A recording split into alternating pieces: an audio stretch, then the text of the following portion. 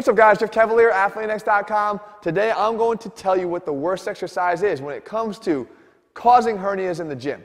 And more importantly, I'm going to tell you what you can do to fix that exercise. Now, here's the thing. I don't care if you've never had a hernia before. If you are a man, you need to be concerned about this because 1 in 4 men are going to suffer a hernia at some point in their life. So that means you probably know at least a couple guys, even if you haven't had one yourself, and you might want to share this with them to help them out. But the thing is, people think, I know what it is, Jeff. Anything when you get in the gym, you got to load up a lot of weight, like, let's say, a deadlift. We come on the bar here, we get down low, and then we really strain to lift it up and come down, and that's not the cause of the hernia, guys. As a matter of fact, it's not necessarily the weight that you're lifting that's causing the hernia. It's more the position of your body when you're doing the exercise. And for me, by far, the exercise that takes the cake for causing hernias uses just a single dumbbell in this bench, and it's the one-arm dumbbell row. Now guys, I love the one-arm dumbbell row. I've programmed the one-arm dumbbell row. I've done videos on the one-arm dumbbell row. I've shown you how to correct some of the other issues that come along with the one-arm dumbbell row in terms of the hunching of the back and not using proper form to actually use the lats to get the dumbbell up through and past into extension past your body. But here's the problem. Our own anatomy a lot of times betrays us and sets this up as the exercise that causes the problem. And I've actually felt the repercussions of this exercise twice. I've had 2 hernias literally doing this exercise alone. And the thing again, to show you how much I liked it, even after the first time, I figured it was a fluke. I kept doing it the way I was doing it, and I actually suffered a second hernia a couple years ago. The straw that broke the camel's back for me was when I just had a high-performing athlete come in here, and we were actually working on trying to reestablish balance through his pelvis and up through his groin because of the repercussions of having a hernia from, guess what, as we did our history, doing this exercise, he felt that common zipper-like burn that goes up here through the groin.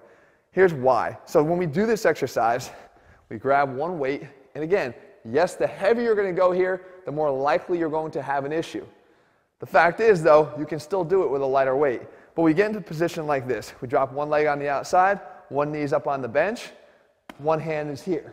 Now again, we've corrected the issues of having our back rounded and all that. But what I'm talking about when it comes to the hernia is the position that we've just placed ourselves in relation to our groin.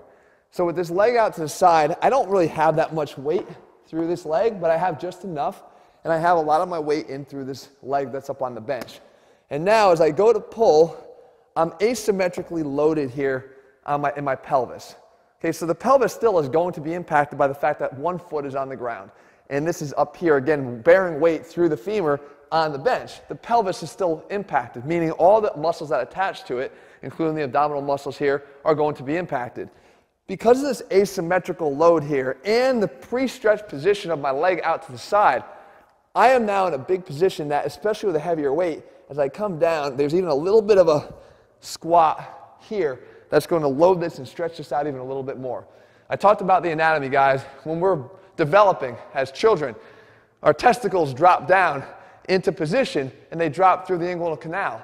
A lot of times that inguinal canal is not closed off and you're causing an area for compromise or an area of weakness in the abdominal muscles down here.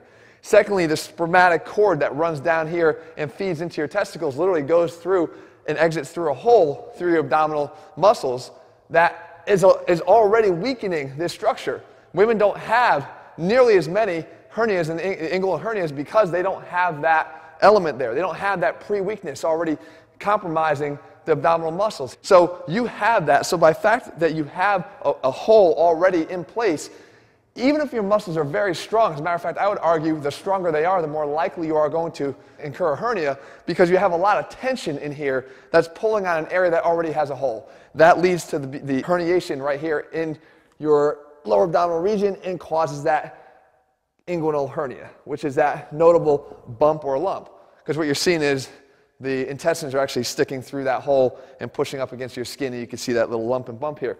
So here's how you fix it, guys, because we can't really continue to do that. And I'm recommending that we make a change. Okay, I've done a lot of one-arm rows. I think there's a much better way to do this, and we won't compromise any effectiveness of the exercise as itself. And all you have to do is straddle the bench. So instead of setting yourself up that way, you straddle the bench this way, and you don't have to get nearly as wide. So when you're in this position here, now you can center your hand on your chest, right here like this. You can be in this more athletic position with both feet on the ground. You don't need to get so far out to the side. Again, you don't need to have a wide stance out there with my legs so far out as I was, or even back as I am now. I'm pretty symmetrical. And from here, I get my head up, I get my ass up, my back arched, my shoulders drop, chest out, pull up. 2, 3, 4. And again, we're not going to over-rotate to try to cheat this dumbbell up. If you can't lift this thing up into extension, elbow back behind your body, then you're probably using too heavy a weight anyway. Okay, as soon as we're done, right on the bench, slides over the other side, and we go, and we knock out the other side.